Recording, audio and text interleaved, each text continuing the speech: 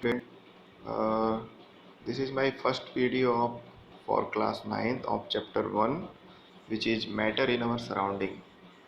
So in this video I will explain the all important points from the NCERT book. If you find any difficulty in understanding any point, then you can ask me. So let us start. So first of all, we have to know that what is matter. तो जितने भी हम लोग चीज़ें अपने आसपास देखते हैं, चाहे चेयर हो, कुर्सी हो, कपड़े हो, या रॉक हो, ब्रिक हो, वॉल हो, एनीथिंग, या एनिमल हो, प्लांट हो, all of these are matter. Why they are so called matter? इसलिए उनको मैटर बोला जाता है क्योंकि ऐसा बहुत सालों के कंक्लूजन के बाद एक निष्कर्ष, एक कंक्लूजन निकला है सभी रिसर्चर का कि मैटर वो होता है which is composed of many type of particle and it occupies space. यानी मैटर वह चीज़ है, वस्तु वह चीज़ होती है जिसमें मास हो, ठीक है, द्रव्यमान हो, साथ में वो जगह को घेरती हो. तो ये दोनों प्रॉपर्टी जो सेटिस्फाई करेगा, जस्टिफाई करेगा, उसको मैटर बोलेंगे. तो इस तरह तो हम लोग भी मैटर होंगे क्योंकि हमारे बॉडी का भी मास है. मास यानी हम लोग बहुत सारी चीज़ों, मिनरल्स और विटामिन और काफ़ी चीज़ों से मिलकर बने हैं, और साथ में हम जहाँ रहते हैं, हमारा बॉडी जहाँ रहता है उतना स्पेस घेरता है. तो इस तरह से मैटर का मतलब ये होता है. अब आते हैं कुछ हिस्ट्री में, बात चलते हैं कि हिस्ट्री में क्या मानना था लोगों का. तो इंडियन फिलोसफर्स जो पहले के ऋषि मुनि थे, मेनली आयुर्वेदा फील्ड से, आयुर्वेदिक जो बहुत सारे फिलोसफर थे, उनका मानना था कि हमारा जो शरीर है या कोई भी ऑब्जेक्ट हो, चाहे लिविंग हो या नॉन लिविंग, जीवित हो, सजीव हो, निर्जीव हो, कुछ भी हो, अगर वो इस अर्थ पर है तो वो 5 महाभूतों से बना होगा, यानी पंच तत्वों से बना होगा, 5 बेसिक एलिमेंट से बना होगा. वो क्या है?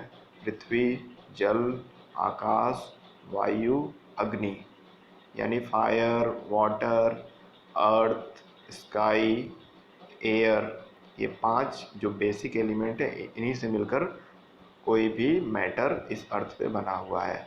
और ऐसा ही सेम ओपिनियन ग्रीक देश के फिलोसफर्स भी मानते थे कि 5 बेसिक एलिमेंट से ही कोई भी मैटर बना हुआ है. तो ये तो हो गई हिस्ट्री की बात. अभी अगर हम मॉडर्न डे में आते हैं, तो मॉडर्न डे में यानी अभी वर्तमान समय में जब टेक्नोलॉजी काफ़ी विकसित हो गई है, तो उस समय में मैटर को ब्रॉडली 2 कैटेगरीज के बेसिस पे पहचाना जा सकता है, उसके प्रॉपर्टीज़ को समझा जा सकता है. और वो कैटेगरी है केमिकल और फिजिकल. ठीक है, तो 2 प्रॉपर्टीज़ मैटर की बेसिक होती हैं, physical properties and basic chemical properties. Physical properties इस चैप्टर में हम लोग डिस्कस करेंगे, चैप्टर 1 में, और केमिकल प्रॉपर्टीज़ बाकी के चैप्टर में. मेनली चैप्टर 2 से स्टार्ट हुआ chemical properties of the matter. ठीक है, अब हम लोग आगे देखते हैं. सबसे पहला पॉइंट अगर देखा जाए तो फिजिकल प्रॉपर्टीज़ ऑफ मैटर में, matter is made up of various particles. यानी कोई भी मैटर जो होगा बहुत सारे छोटे छोटे तत्वों से, छोटे छोटे पार्टिकल से मिलकर बना होगा. उन पार्टिकल को क्या बोला जाता है? अभी हम लोग केवल उसका नाम समझते हैं. एटम, या तो वो एटम से बना होगा, मॉलिक्यूल से बना होगा, आयन से बना होगा, रेडिकल से बना होगा. इन सब चीज़ों के बारे में आगे चैप्टर्स में डिस्कस करेंगे. अभी फ़िलहाल ये जान लीजिए कि कोई भी matter atom, molecules, ions, radicals और अदर स्मॉल स्मॉल पार्टिकल से मिलके बना होता है. अब इसको समझने के लिए एक एक्टिविटी दिया हुआ है आपके बुक में, एक्टिविटी 1.1, कि कैसे मैटर छोटे पार्टिकल से मिलकर बना होता है. तो इसमें एक छोटा सा एक्टिविटी करेंगे कि एक कांच के ग्लास में या बीकर में, जहाँ जहाँ भी हैं, अगर आप घर पर हैं तो घर पर भी कर सकते हैं, तो बीकर तो होगा नहीं, तो आप कांच के ग्लास में भी कर सकते हैं. ट्रांसपेरेंट मीडियम करेंगे तो आपको ज़्यादा सही ऑब्जर्व होगा और आपको सही रिजल्ट समझ में आएगा. तो कांच का ग्लास ले लीजिए और उसमें आधा glass, half half half glass, half filled water उसमें ले लीजिए, आधा ग्लास भरा हुआ पानी, और उसमें 1 चम्मच, 1 टीस्पून शुगर डाल लीजिए. अब शुगर डालने के बाद उसको थोड़ा सा स्टर करिए, यानी घोलिए, और घुलने के बाद उसको चम्मच या जिससे भी घोल लें उसको निकाल दीजिए, साइड रख दीजिए। और फिर वाटर के लेवल को ऑब्जर्व करिए और कंपेयर करिए कि स्टार्टिंग में वाटर का जो लेवल था हाफ पे आप रखे थे और बाद में शुगर डालने के बाद लेवल में क्या परिवर्तन हुआ। ठीक है, तो आप देखेंगे कि पानी के लेवल में चेंजेस हो सकते हैं या नहीं भी हो सकते, दोनों ही पॉसिबिलिटी है। ये पॉसिबिलिटी क्यों है? क्योंकि अगर आधे गिलास पानी में जो पानी है उनमें उसमें पानी के मॉलिक्यूल्स होंगे जिससे पानी बना है, तो वो मॉलिक्यूल्स के बीच में स्पेस होता है। ठीक है, तो उस स्पेस में जाकर चीनी के पार्टिकल या चीनी के मॉलिक्यूल्स, शुगर के मॉलिक्यूल जाकर फिट हो जाएंगे, स्टक कर जाएंगे और स्टेबल हो जाएंगे। ठीक है, तो इसलिए वाटर का लेवल बढ़ेगा नहीं। लेकिन अगर हम लोग एक्स्ट्रा शुगर डालेंगे तो पानी का लेवल बढ़ जाएगा। तो इस एक्टिविटी से हमको ये देखने को मिलेगा कि कोई भी मैटर जो होता है पार्टिकल से बना होता है, और शुगर डालने पे यानी डालने पर भले ही अगर लेवल पानी का नहीं बढ़ा है फिर भी उसको टेस्ट करेंगे तो मीठा लगेगा। कहीं से भी उसको एक ड्रॉप निकालेंगे, चाहे बॉटम से या अपर साइड से, अपर सरफेस से, वो हर जगह से स्वीट ही लगेगा टेस्ट में। जिसका मतलब है कि उसके पार्टिकल बहुत छोटे छोटे हो गए हैं और हर जगह यूनिफॉर्मली यानी हर जगह बराबर मात्रा में घुल चुके हैं। और अगर एक्स्ट्रा शुगर डालेंगे तो ये तो क्लियरली विजिबल होगा क्योंकि वाटर का लेवल काफ़ी ऊपर हो जाएगा, क्योंकि वाटर के मॉलिक्यूल के बीच में जो स्पेस है वो कम्प्लीटली फिल हो जाएंगे और उससे ज़्यादा अगर शुगर मॉलिक्यूल रहेंगे तो वो बॉटम में आकर सेटल डाउन हो जाएंगे और वाटर का लेवल बढ़ा देंगे। तो ये एक छोटी सी एक्टिविटी थी जिससे आप समझें हम लोग कि पार्टिकल मैटर में पार्टिकल्स होते हैं।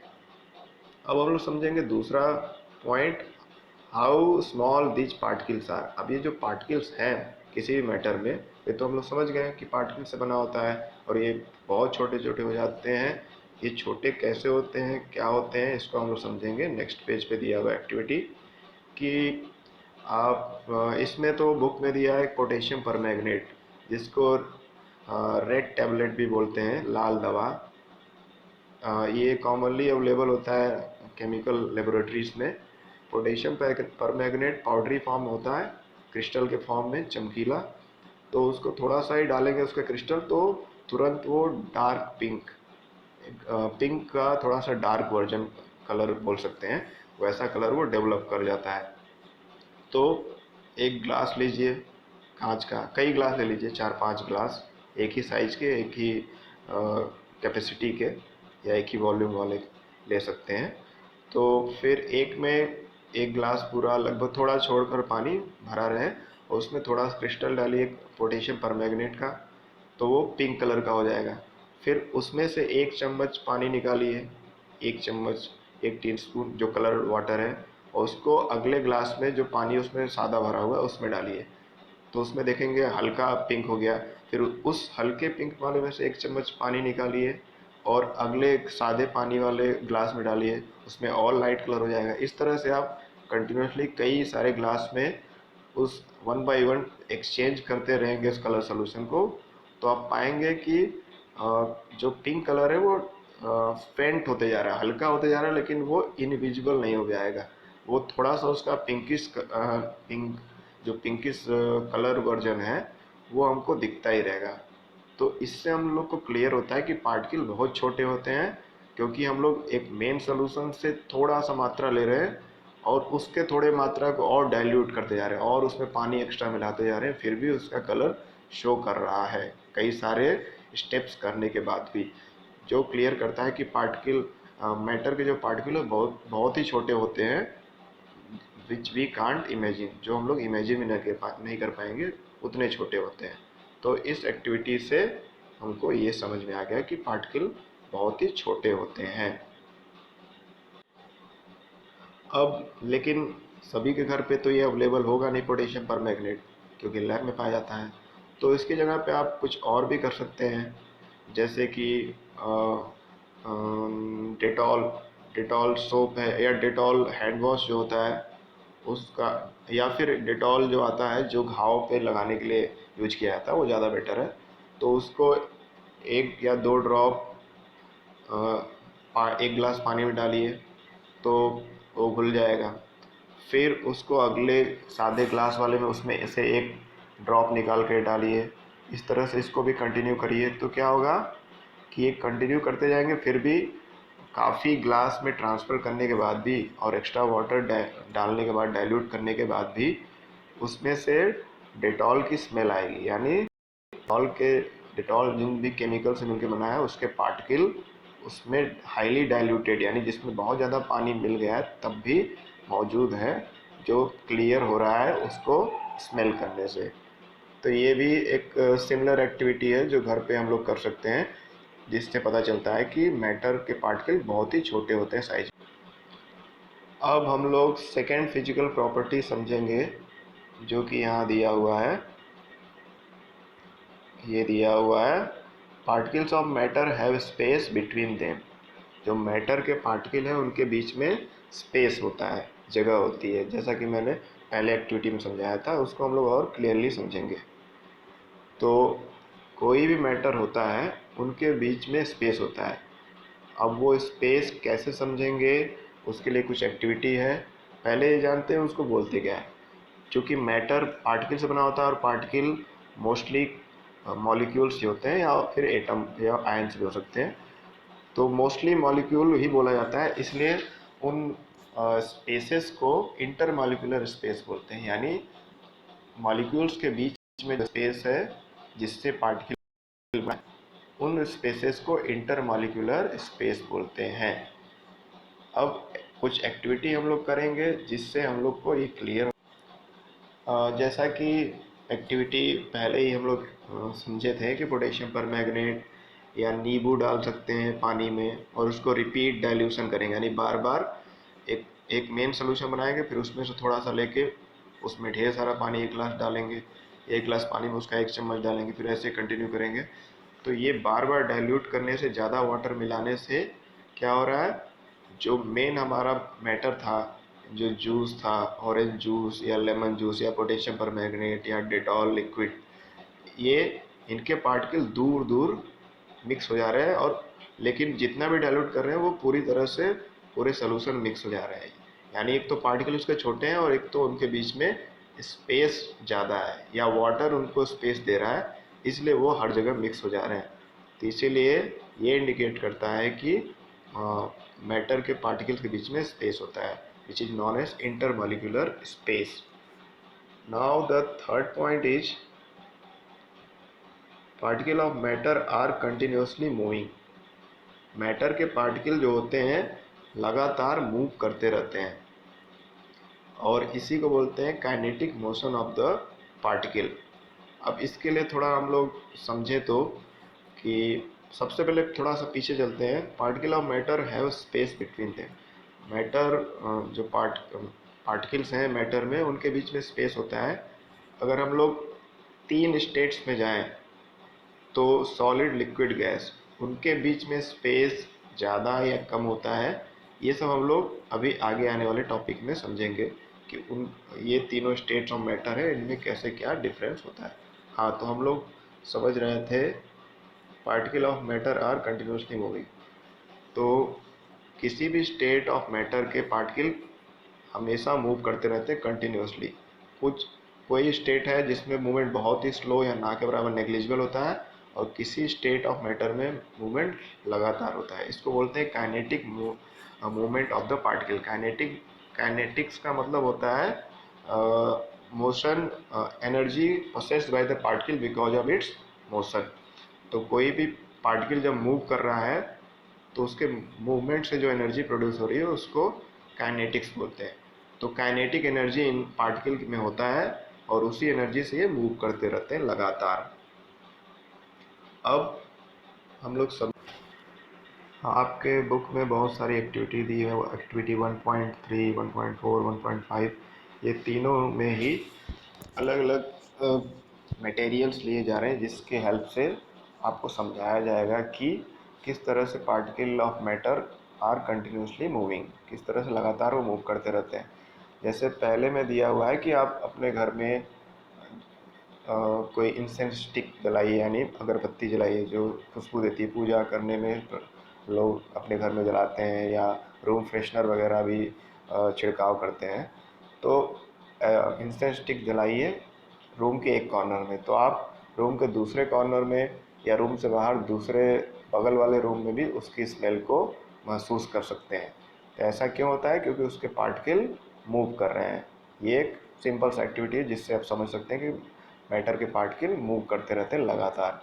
दूसरा एक्टिविटी आपको दिया है कि इंक, पेन में का इंक जो है या फिर हनी, इसको पानी के ग्लास में, पानी से भरा हुआ एक ग्लास है, थोड़ा खाली रहे ऊपर से, तो उसमें साइड से इंक डालिए और साथ में दूसरे ग्लास में हनी डालिए।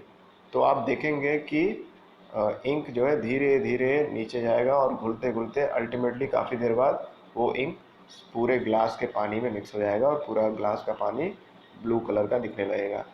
तो ये भी दिखाता है कि पार्टिकल ऑफ मैटर मूव करते रहते हैं। अगर वो एक ही जगह रहता तो वो इंक एक ही जगह पड़ा रहता, वो मिक्स नहीं होता। तो ये एक्टिविटी यही शो कर रहा है। तीसरे एक्टिविटी 1.5 में देखते हैं कॉपर सल्फेट का क्रिस्टल। कॉपर सल्फेट आप लोग शायद नहीं देखे होंगे अभी। कॉपर सल्फेट ब्लू कलर का सॉल्ट होता है। जैसे पोटेशियम परमैंगनेट मैंने बताया था, वो पिंक कलर का, डार्क पिंक कलर का रहता है क्रिस्टल, चमकीला। उसी तरह ये कॉपर सल्फेट ये स्काई ब्लू कलर का होता है और इसको अगर पानी में डालें तो ये भी धीरे धीरे घुलते घुलते उस पानी को पूरा ब्लू कलर का कर देगा। तो ये भी इंडिकेट करेगा कि particle of matter are continuously moving. Particle matter move कर रहे हैं तभी ये सोल्यूशन के कलर में चेंज हो रहा है, अदरवाइज क्रिस्टल जैसे के तैसे वहीं पड़े रहते हैं और सोल्यूशन में कलर स्प्रेड नहीं होता, फैलता नहीं। अब ये जो मूवमेंट हो रहा है उसके बारे में मैंने बताया था कि ये काइनेटिक एनर्जी की वजह से हो रहा है, यानी जो पार्टिकल है वो मूव कर रहे हैं उनमें एक पार्टिकुलर एनर्जी होता है जिसको काइनेटिक एनर्जी बोलता है। ऐसी एनर्जी जो उनके मूवमेंट की वजह से, किसी पार्टिकल के मूव होने की वजह से क्रिएट होती है, उसको काइनेटिक एनर्जी बोलते हैं। और ये एनर्जी बढ़ जाती है जब टेम्परेचर बढ़ाते हैं और घट जाती है जब टेम्परेचर को घटाते हैं। यानी कि जैसे कि जैसे ये कॉपर सल्फेट का भी हम लोग समझ रहे थे, कॉपर सल्फेट को पानी में डाल दिया, उसको छोड़ दिए नॉर्मल टेम्परेचर जो रूम का है, प्रेशर है, सब ऐसा नॉर्मल, कुछ अलग नहीं किए, तो वो धीरे धीरे थोड़ा समय में घुलेगा। लेकिन अगर उसको कॉपर सल्फेट डालने के बाद ग्लास में उसको हीट करेंगे तो जल्दी जल्दी घुलेगा। तो ये इंडिकेट करता है कि काइनेटिक एनर्जी तेज हो जा रहा है, पार्टिकल का मूवमेंट फास्ट हो जा रहा है और जल्दी से पार्टिकल एक जगह से दूसरी जगह पहुंच जा रही है। ठीक है, तो हीट करने पे यानी टेम्परेचर बढ़ाने पे मूवमेंट पार्टिकल का फास्ट हो जाता है। और अगर कूल कर देंगे, यानी क्रिस्टल कॉपर सल्फेट का मान लीजिए ग्लास में डालें और उसको फ्रिज में रख दिए, तो भी वो नहीं घुलेगा, वो और स्लो हो जाएगा जो नॉर्मल हो रहा था टेम्परेचर पे। तो ये दोनों चीज़ें जानना ज़रूरी है कि टेम्परेचर बढ़ाने पे पार्टिकल का मूवमेंट फास्ट होता है और घटाने पर स्लो होता है। अब हम लोग समझेंगे अगले टॉपिक को जिसका नाम है particle of matter attract each other. तो मैटर के पार्टिकल एक दूसरे को अट्रैक्ट करते हैं, यानी मॉलिक्यूल्स, मैटर जो है मॉलिक्यूल एटम या आयन स्ट्रक्चर से बना रहता है, तो वो एक दूसरे को मॉलिक्यूल अट्रैक्ट करते हैं। ठीक है, तो वो कितना अट्रैक्ट करते हैं इसके लिए समझाने के लिए आपको एक बिहू डांस का पिक्चर दिया हुआ है आपके बुक में, जिसमें कुछ गर्ल्स हैं, वो कुछ डांस कर रही है, आसामी फोक डांस। तो फोक डांस में क्या हो रहा है कि वो एक दूसरे को पकड़ी हुई है हाथ से, बाँह से, और एक ग्रुप बनाकर डांस कर रही है। तो ये इसी तरह मॉलिक्यूल्स जो होते हैं पार्टिकल के, वो भी एक दूसरे से ज्वाइंट रहते हैं और फिर ज्वाइंट होकर के थोड़ा थोड़ा उनके बीच में स्पेस होता है, जैसा कि डांस करने वाले गर्ल्स के बीच में स्पेस होता है। और ये जो अट्रैक्शन है कितना हद तक है, कितना हद तक ये अट्रैक्शन है, ये डिपेंड करता है कि किस तरह से बॉन्डिंग है, मतलब आपस में लोगों के बीच या मॉलिक्यूल्स के बीच में कैसा बॉन्डिंग है।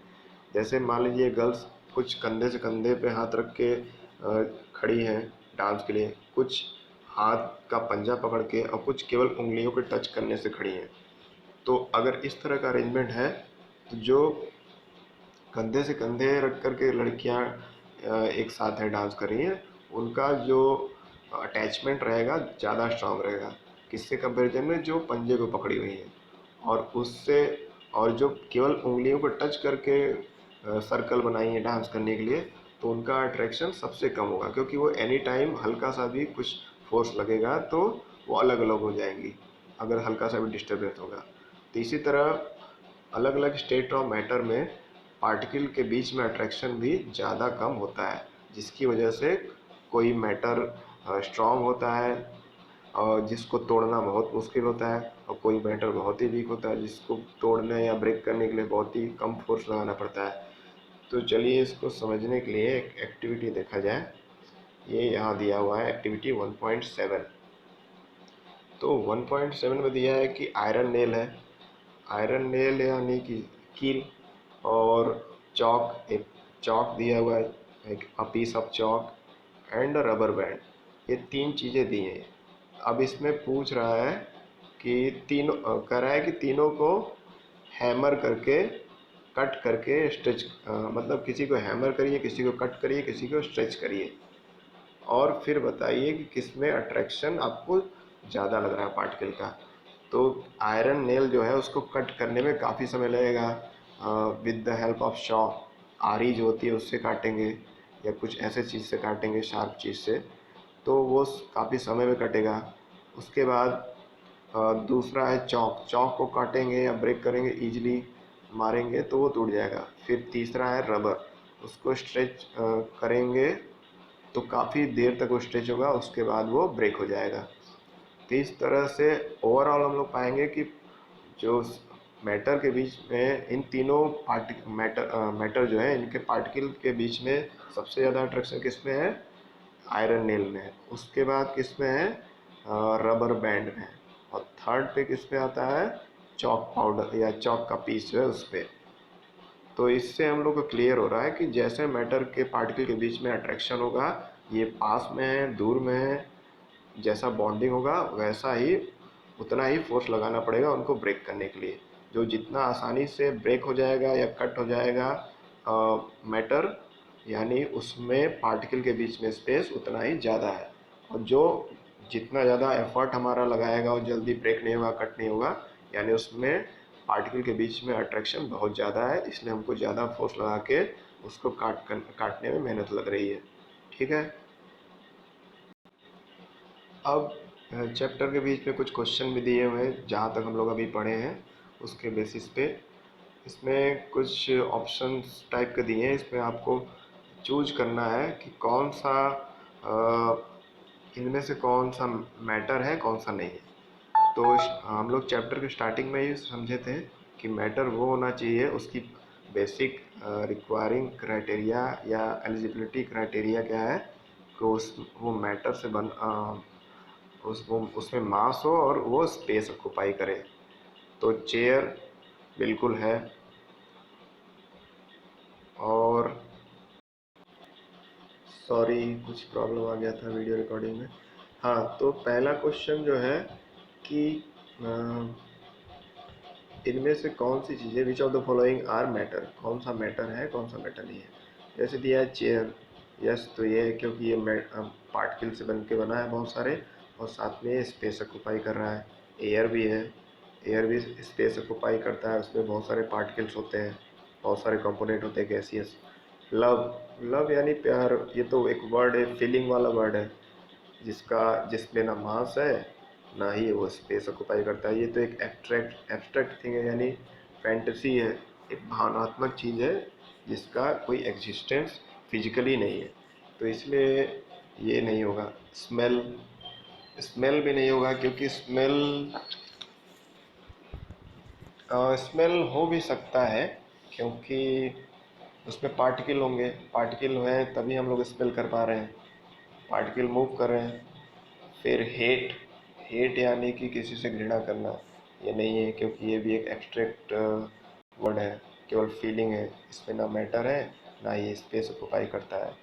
आलमंड यानी बादाम, इस तरह से कुछ चीज़ें हैं, कुछ हैं जो रियली मैटर है, और कुछ है जो एब्स्ट्रैक्ट टाइप की चीज़ें हैं जो केवल वर्ड्स तक उनका लिमिट है, उनका फिजिकल एग्जिस्टेंस नहीं है, तो उनको मैटर नहीं बोलेंगे। फिर आता है कि कुछ रीजन गिविंग क्वेश्चंस है कि hot smell of the hot sizzling food reaches you several metres away. but to get the smell from cold food you have to go close. इसमें दिया है कि जो गर्मा गर्म खाना बना रहता है उसकी स्मेल दूर से ही हमको आ जाती है, लेकिन जो ठंडा खाना पड़ा हुआ है उसका स्मेल हमको नहीं आता है। उसके पास हम लोग जब जाएंगे तब उसका स्मेल आता है। तो इसका क्या रीज़न है? तो इसका रीज़न हम लोग पहले ही पढ़ चुके हैं कि जब टेम्परेचर हाई होता है तो मैटर के पार्टिकल बहुत तेज़ी से मूव करते हैं। तो इसलिए गर्म खाना रहता है तो उसके जो फ्रेगनेंट वाले एरोमेटिक चीज़ें होती हैं, एरोमेटिक मतलब स्मेल प्रोड्यूसिंग एलिमेंट्स यानी मसाले, तो वो चीज़ें हाँ एयर के साथ मिक्स होकर के इंटरमिक्स होकर के हमारे नाक तक पहुंच जाती हैं और हम इजीली स्मेल कर पाते हैं, क्योंकि उसमें टेम्परेचर भी हाई होता है।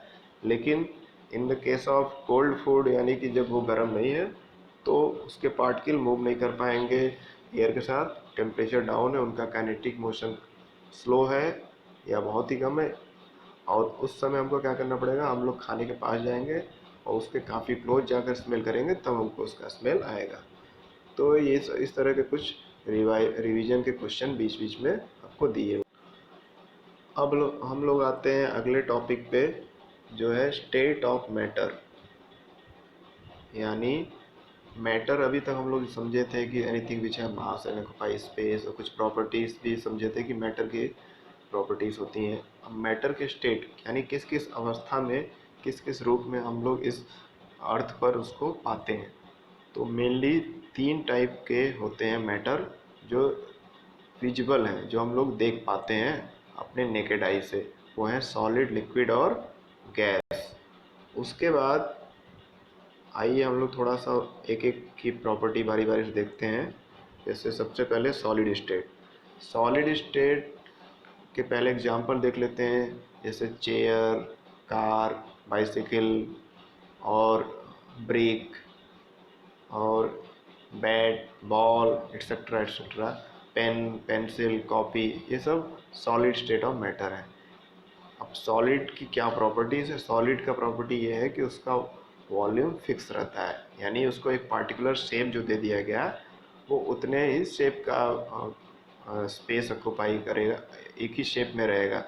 दूसरा है फिक्स शेप रहेगा, और जब फिक्स शेप रहेगा तो उसका वॉल्यूम भी फिक्स रहेगा, यानी वो उतना ही एरिया घेरेगा, उतने ही 3 डायमेंशनल स्पेस को ऑक्यूपाई करेगा। और वो कंप्रेसिबल नहीं होता है। कंप्रेसिबल का मतलब है उस पर अगर दबाव डाला जाए सॉलिड पे, किसी भी सॉलिड चीज, मान लीजिए पेन है, पेन को दबाते हैं तो वो कंप्रेस नहीं होगा। बहुत ज़्यादा फोर्स लगा देंगे तो ब्रेक हो जाएगा, लेकिन वो कंप्रेस हो गया, यानी फ्लेक्सिबिलिटी उसमें बहुत ही कम रहेगी। कुछ एक्सेप्शनल एग्जांपल हैं जैसे रबर या अदर चीज़ें, ये एक्सेप्शन में जिनमें थोड़ा सा कंप्रेसिबिलिटी कंपेरेटिवली हाई होता है as compare to all other solid state of matter. ठीक है, तो कंप्रेसिबिलिटी बहुत ही कम होती है या ना के बराबर होती है। उसके बाद इलास्टिसिटी। इलास्टिसिटी मैटर में होती है, कुछ कुछ मैटर सॉलिड स्टेट्स में होती है जैसे रबर में, यानी इलास्टिक होता है, काफ़ी स्ट्रेचेबल होता है, स्ट्रेच कर सकते हैं और वापस छोड़ेंगे तो नेचुरल अपने ओरिजिनल स्टेट में आ जाएगा। तो ये इसका इलास्टिसिटी प्रॉपर्टी हो गया। और हम लोग अभी पीछे जो पढ़े थे काइनेटिक मोशन, यानी इसमें पार्टिकल के मोशन या मूवमेंट बहुत ही ना के बराबर होते हैं, नेग्लिजिबल ही होते हैं। इसीलिए ये जो सॉलिड स्टेट होता है हाईली रिजिड होता है, कठोर होता है, और इसको कंप्रेस कर पाना मुश्किल है। इसको दबाव डालकर इसका शेप एंड साइज चेंज नहीं कर पाते, दबा नहीं सकते हैं, क्योंकि इसके पार्टिकल पास पास में है, और जब पास पास में है तो उनके बीच में मूवमेंट होने का संभावना ना के बराबर है, एकदम नेग्लिजिबल इनमें मोशन या मूवमेंट होता है। और क्या है, एक और हम लोग प्रॉपर्टी पढ़े थे, पार्टिकल मूव करते हैं एक जगह से दूसरे जगह, जैसे खाने के स्मेल का हम लोग समझे थे। तो यहाँ सॉलिड में पार्टिकल के बीच में स्पेस ही नहीं है। ठीक है, जब स्पेस ही नहीं है तो मूवमेंट बहुत हल्का हो रहा है, तो एक जगह से दूसरी जगह जाने का तो सवाल ही नहीं पैदा होता है। तो इनमें diffusion, the movement of the particle from the place of higher concentration to the place of lower concentration is known diffusion. यानी जहाँ पर एक पार्टिकुलर टाइप के मैटर के पार्टिकल का मात्रा ज़्यादा है, वहाँ से पार्टिकल मूव करते हैं और अपने जहाँ पर उसकी मात्रा कम है वहाँ तक जाते हैं, और फिर दोनों जगह का धीरे धीरे कॉन्सेंट्रेशन बराबर हो जाता है, यानी दोनों जगह पे मात्रा समान हो जाती है। जैसे कि अगरबत्ती जलाएंगे एक जगह, फिर रूम की एक जगह पर कॉर्नर पे, और दूसरी जगह फिर स्मेल धीरे धीरे आएगी, और एक टाइम ऐसा आएगा कि पूरे रूम में एक जैसा स्मेल लगेगा, तो पता ही नहीं चलेगा कि अगरबत्ती कहाँ जलाई गई थी। ठीक है, तो यानी ये डिफ्यूजन प्रोसेस के थ्रू हायर कॉन्सेंट्रेशन से लोअर कॉन्सेंट्रेशन तक पार्टिकल मूव करते हैं, लेकिन सॉलिड में ये मूवमेंट पॉसिबल नहीं है, क्योंकि उनके पार्टिकल के बीच में स्पेस ही नहीं है या नेग्लिजिबल है।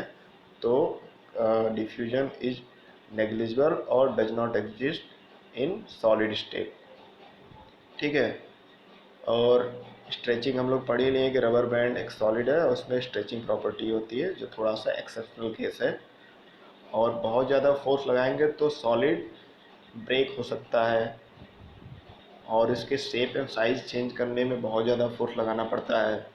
रबर बैंड एक्सेप्शन है, क्योंकि रबर बैंड में थोड़ा ही फोर्स में उसका शेप एंड साइज हम लोग चेंज कर सकते हैं।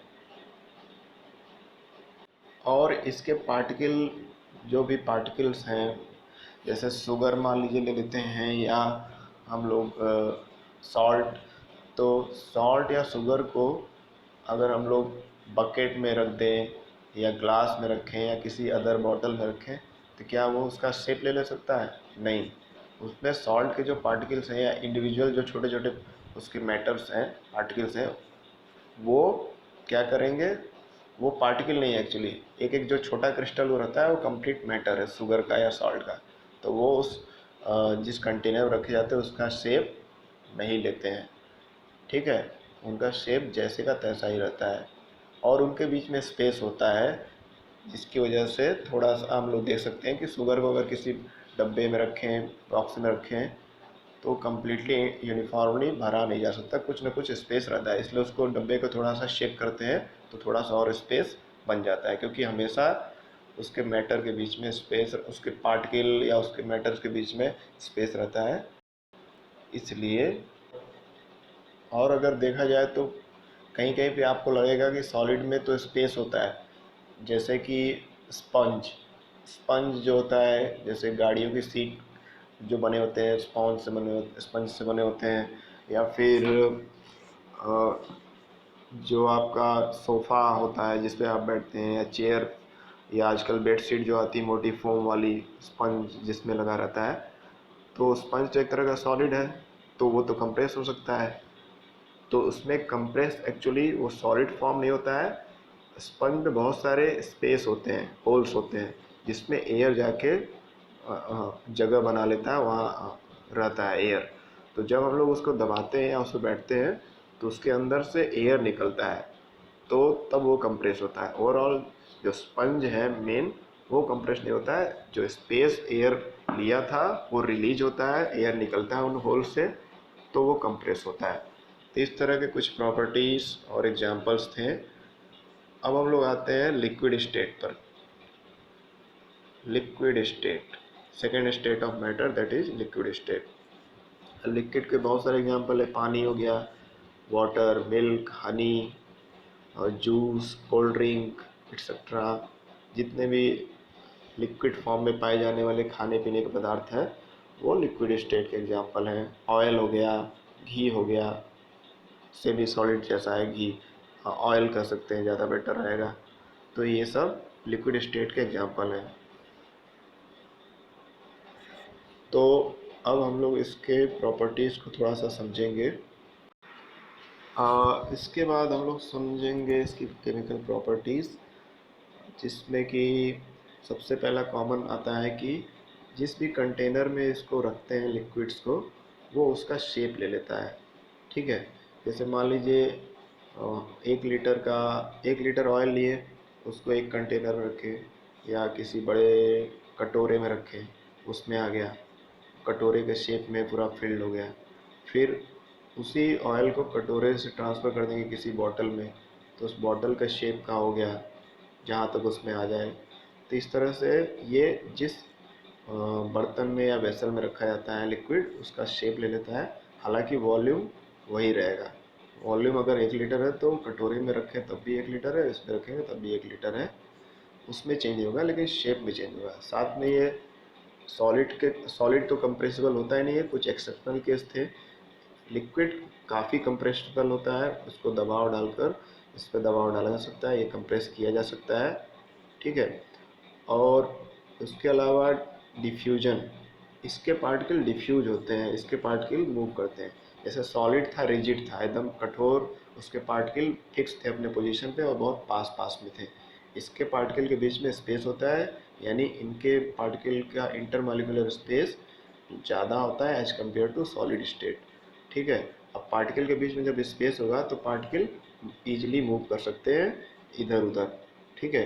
तो स्पेस होने की वजह से ये फ्लूइड नेचर शो करता है, इसलिए लिक्विड या गैस को फ्लूइड बोला जाता है।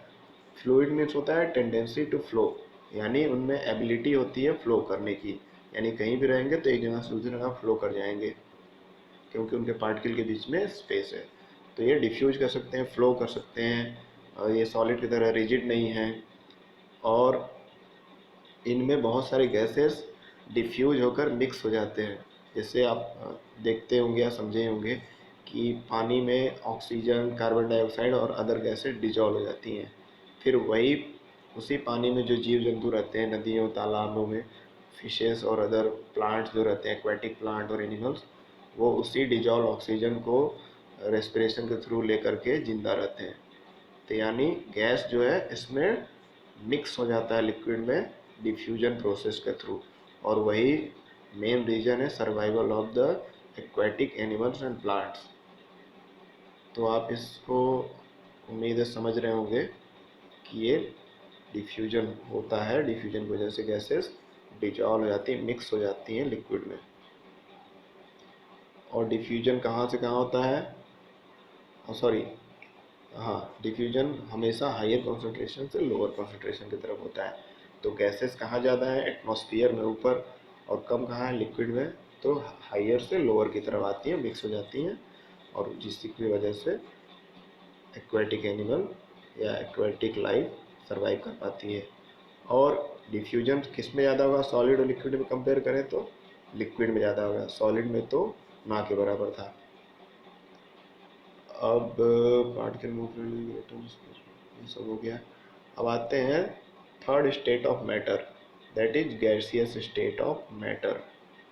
तो गैसियस स्टेट ऑफ मैटर, अब गैस का आप लोग जैसा नेचर जानते होंगे कि ये गैस यानी एयर एग्जांपल पे ले सकते हैं, या कोई स्मेलिंग इंसेंस स्टिक का स्मेल, या मच्छर की बत्ती जलाए हैं, ऑल आउट जलाए हैं, या रूम फ्रेशनर, या डिओड्रेंट, परफ्यूम, जितने भी फ्रेगनेंस वाले गैसियस चीज़ें होती हैं वो सभी इसके एग्जांपल हो सकते हैं। तो खाने का स्मेल, ये सब, तो ये इससे यही क्लियर होता है कि ये सब जो पार्टिकल होते हैं इसके बहुत तेज़ी से ट्रेवल करते हैं, यानी इनका काइनेटिक एनर्जी सॉलिड लिक्विड से भी ज़्यादा होता है, यानी सबसे ज़्यादा होता है तीनों स्टेट ऑफ मैटर। और इसमें डिफ्यूजन का कैपेसिटी ज़्यादा होता है, यानी इसके पार्टिकल बहुत तेज़ी से मूव कर सकते हैं हाई कॉन्सेंट्रेशन से लो कॉन्सेंट्रेशन की तरफ। और ये हाईली कंप्रेसिबल होता है, यानी गैस को लिए और उसको किसी कंटेनर में बंद किए, फिर उस पर प्रेशर बढ़ाकर और उसको कंप्रेस करेंगे तो गैस किस में चेंज जाएगा, लिक्विड स्टेट में, ठीक है। तो कंप्रेस करने पर और प्रेशर बढ़ाने पर कोई भी गैस लिक्विड में चेंज हो जाता है। तो ये कंप्रेसिबिलिटी सबसे ज़्यादा किस स्टेट में होती है, गैसियस स्टेट में। और इसका गैस का ना फिक्स शेप है ना फिक्स साइज है, ठीक है, ना फिक्स शेप है ना फिक्स वॉल्यूम है। यानी अगर इसको एक रूम में कोई स्मेलिंग फ्रेगनेंस छोड़ दिया जाए तो स्मेल करेगा रूम में, एक जगह छोड़ा जाएगा पूरे रूम में स्मेल करने लगेगा, ठीक है। तो यानी वो पूरे रूम का स्पेस ले लिया और उसमें वो फ्रेगनेंस खुशबू फैल गई। अगर खिड़की वगैरह उसका खुला है तो दूसरे जगह पे उसका स्मेल पहुंच जाएगा। तो यानी जितना ज़्यादा इसको स्पेस मिलता है गैसियस पार्टिकल को, उतना ही ज़्यादा ये दूर तक फैलता जाता है, स्प्रेड होता रहता है।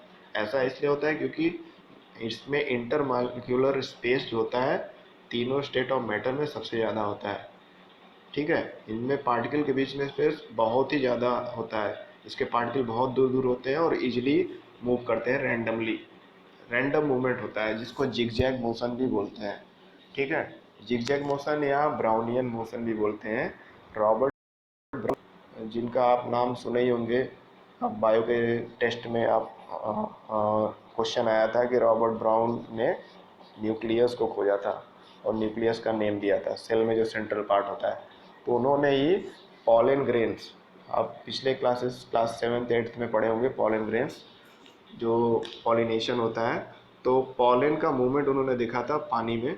तो पॉलन बहुत ही छोटे छोटे पार्टिकल होते हैं जो फ्लावर के रिप्रोडक्टिव पार्ट्स निकलते हैं, मेल रिप्रोडक्टिव पार्ट से। तो वो पानी में गिरने के बाद उनका मोशन उन्होंने ऑब्जर्व किया था हाई माइक्रोस्कोप में। तो बहुत ही टेढ़े मेढ़े जिगजैग इधर उधर घूम रहे थे बहुत तेज़ी से। तो उस तरह के मोशन को उन्होंने नाम दे दिया जिगजैग मोशन। बाद में उनके ऑनर में, उनके सम्मान में उसका उस मोशन का नाम रख दिया गया ब्राउनियन मोशन, जिसको उन्होंने ऑब्जर्व किया था, खोजा था, या सर्च करके या रिसर्च करके निकाला था। तो ब्राउनियन मोशन गैसियस पार्टिकल में होता है, यानी जिगजैग मोशन। इसके पार्टिकल किसी एक पार्टिकुलर दिशा में नहीं मूव करते हैं, किधर इधर उधर कहीं भी मूव करते हैं। इसलिए डिओड्रेंट अगर आप छिड़के एक रूम में तो जरूरी नहीं कि यहाँ छिड़के हैं तो उसके सामने वाले ही कॉर्नर पे स्मेल आएगा, उसके और कॉर्नर इधर उधर कहीं भी जा सकता है स्मेल, लेकिन वो थोड़ी देर में पूरी जगह फैल जाएगा जरूर। तो ये है। तो गैसियस स्टेट में compressibility, diffusion, kinetic energy, intermolecular space सारी सब ज़्यादा ही होती हैं as compare to other 2 state. और जितना ज़्यादा कंप्रेस करेंगे किसी गैस को वो लिक्विफाई हो जाएगा, यानी लिक्विड के रूप में चेंज हो जाएगा। इसका ही एग्जांपल है LPG, CNG, liquefied petroleum gas and compressed natural gas. ये दोनों ही गैसेस को जब हाई प्रेशर पे किसी छोटे से कंटेनर में दबाव डाल करके, प्रेशर लगा करके भरा जाता है तो ये लिक्विड में चेंज हो जाते हैं। यानी इससे हम लोग ये समझ सकते हैं कि बहुत ज़्यादा वॉल्यूम का गैस एक कम छोटे से कंटेनर में भर सकते हैं अगर हम उस पर प्रेशर बढ़ा दें।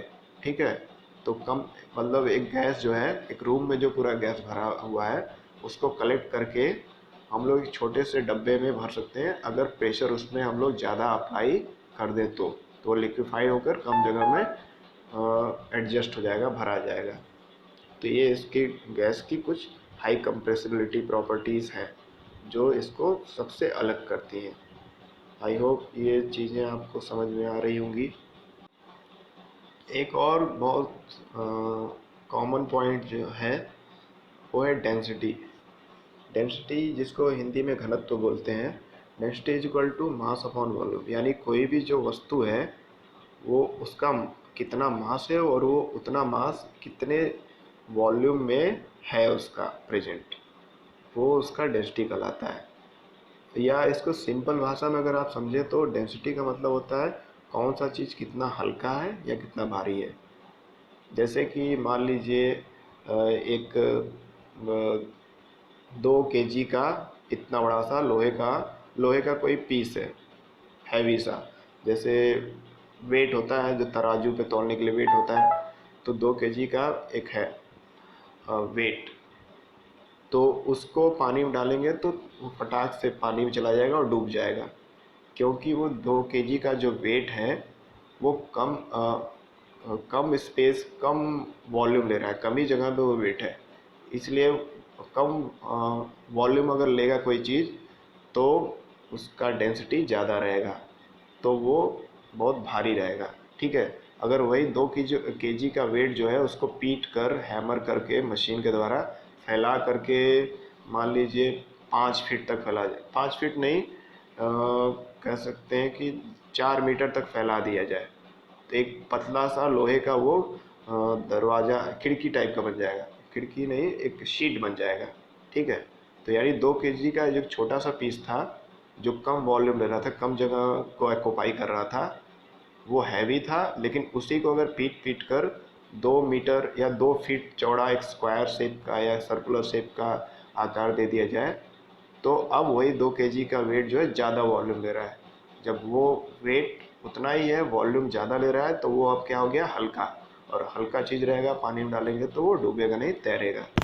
तो सिंपल भाषा में कह सकते हैं कि डेंसिटी ज़्यादा का मतलब कोई चीज़ का वेट ज़्यादा है लेकिन वॉल्यूम कम है, और डेंसिटी कम मतलब कोई चीज़ का वेट तो ज़्यादा है ही, लेकिन उसके अकॉर्डिंग उसका वॉल्यूम वो जो ले रहा है और ज़्यादा है, ठीक है। तो हल्का या भारी कह सकते हैं कि हाई डेंस थिंग यानी भारी चीज़, और लो डेंस थिंग यानी कि हल्की चीज़। जैसे कि यहाँ पे कुछ क्वेश्चन दिए हुए हैं यहाँ पर कि इन चीज़ों को अरेंज करिए डेंसिटी के आधार पर, किसका डेंसिटी ज़्यादा है किसका कम। तो iron, air exhaust from chimney, honey, water, chalk, cotton etcetera. तो जैसे कि देखेंगे आयरन, आयरन जो है उसका weight mass mass to volume जो रेशियो है, मास अपॉन वॉल्यूम में, वो काफ़ी कम रहेगा, वॉल्यूम वो कम लेगा, इसलिए उसका डेंसिटी यानी वो भारीपन उसका ज़्यादा रहेगा। और अगर एयर का देखेंगे तो उसका भारीपन बहुत कम रहेगा, क्योंकि उसका जो मास है और उसका जो वॉल्यूम है दोनों ही बहुत ज़्यादा है, तो बहुत ही हल्का रहेगा।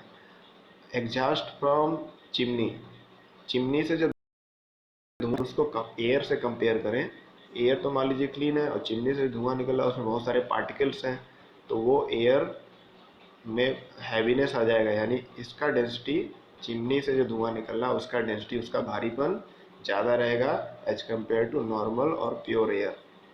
तो इस तरह से हम लोग समझ सकते हैं कि कोई चीज़ कितना भारी है या कितना हल्का है। अब हम लोग तीनों स्टेट ऑफ मैटर पे अगर डेंसिटी को कंपेयर करें तो सॉलिड का डेंसिटी बहुत ज़्यादा होता है, क्योंकि उनमें पार्टिकल के बीच में स्पेस ना के बराबर होता है, ठीक है। तो इंटरमॉलिक्यूलर स्पेस एकदम नहीं होता है या नेग्लिजिबल होता है, इसलिए वहाँ पे डेंसिटी बहुत ज़्यादा होगा। सॉलिड का डेंसिटी हाइयर होगा, हाईएस्ट होगा अमंग द थ्री। फिर लिक्विड में स्पेस थोड़ा सा बढ़ जाता है पार्टिकल के बीच में, तो इसलिए वो थोड़ा फ्लो करता है लिक्विड थोड़ा तेज़ी से एज कम्पेयर टू सॉलिड, तो वहाँ पे डेंसिटी थोड़ा सा कम हो जाएगा।